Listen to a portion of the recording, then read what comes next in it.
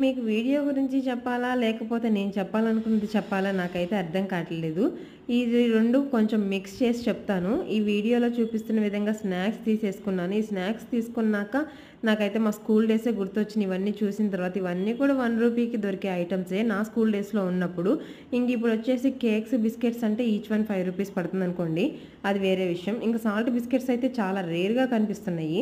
ఎక్కడ చూసినా గూడా ఉస్మానియా బిస్కెట్సే కనిపిస్తున్నాయి. ఉస్మానియా బిస్కెట్స్ తింటే నాకైతే ఉప్పుగా నాకు అస్సలు తినబుద్ధి కాదు. సో, సాల్ట్ బిస్కెట్స్ అంటే నాకు చాలా ఇష్టమనమాట. ఇంకా జ్యోతి చెప్పినవి నేను తీసుకోవాల్సినవి తీసుకున్నా. ఇంక నేనొకటే అనిపిస్తది నాకెప్పుడైనా సరే, నన్ను ఇంతలాగా ఇష్టపడుతున్నారు అనంటే నేను నా యాటిట్యూడ్ నచ్చే నన్ను ఇష్టపడతారు కానీ, వేరే ఏదో ఎక్స్‌పెక్ట్ చేసైతే కాదు గదా! మనం ఎవరినో ఇంప్రెస్ చేసి వాళ్ళకి నచ్చాలి అనుకుంటే ఎంతో కాలం నచ్చము. వాళ్ళని ఇంప్రెస్ చేసినప్పుడే మనల్ని ఇష్టపడుతూ ఉంటారు. అలా ఇంప్రెస్ చేసి నచ్చడం కంటే మనల్ని మనలా ఇష్టపడే వాళ్ళు మనతో ఉండటమే బెటర్ గదా!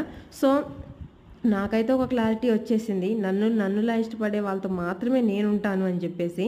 నన్ను ప్యాంపర్ చేసేవాళ్ళు నాకు ఇద్దరున్నారు. నాతో ఏ నాతో ఏ సంబంధం లేకపోయినా నోరారా అక్క అని పిలవటానికి జ్యోతి ఉంది.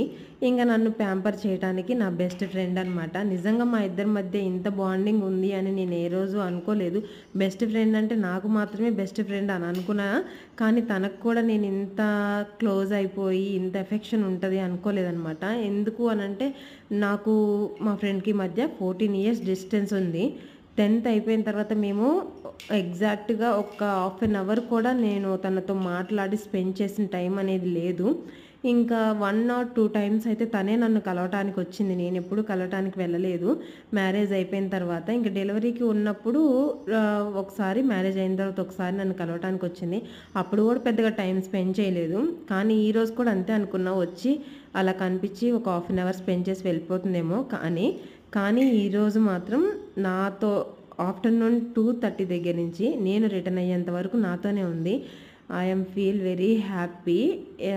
అలా అనిపించిందనమాట. మనకంటూ అప్పటిదాకా నేను చాలా లోన్‌లీగా ఫీల్ అయ్యాను. నేను పుట్టి పెరిగిన ఊర్లో నాకంటూ ఎవరూ లేరు అని చెప్పేసి. కానీ తనొచ్చిన తర్వాత నా హ్యాపీనెస్ అంతా ఇంత కాదు. మీరు వీడియోలో చూసే ఉంటారు. తను రాగానే నాకు తెలియని హ్యాపీనెస్ వచ్చింది. నేను ఒంటరిదాన్ని కాదు. నాకంటూ నా ఫ్రెండ్ ఉంది. సో, నేను ఫీల్ అవ్వాల్సిన అవసరం లేదనుకున్నా. మనకంటూ ఎవరో ఒకరు ఉండాలి. ఫ్రెండ్ మాత్రం ఖచ్చితంగా ఉండాలి. మనం ఎక్కడున్నా, ఎంత దూరంలో ఉన్నా మనకి ఆ బాండింగు, ఆ ఎఫెక్షన్ అనేది ఎప్పుడూ ఉంటది.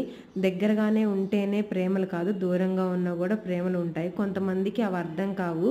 అలాంటి మూర్ఖుల గురించి మాట్లాడుకున్నా వేస్ట్ అనమాట.